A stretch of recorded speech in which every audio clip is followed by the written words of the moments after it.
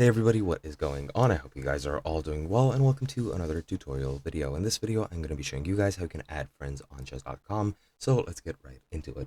Now, you just need to search for your friends on the site and you can find them and then add them as a friend, or you can add total random people as a friend as well.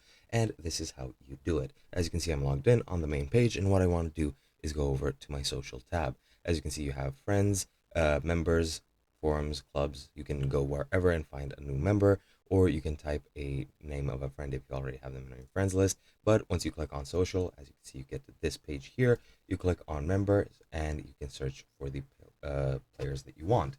As you can see to the right, you have this search members option here, and you can just search for whoever you want.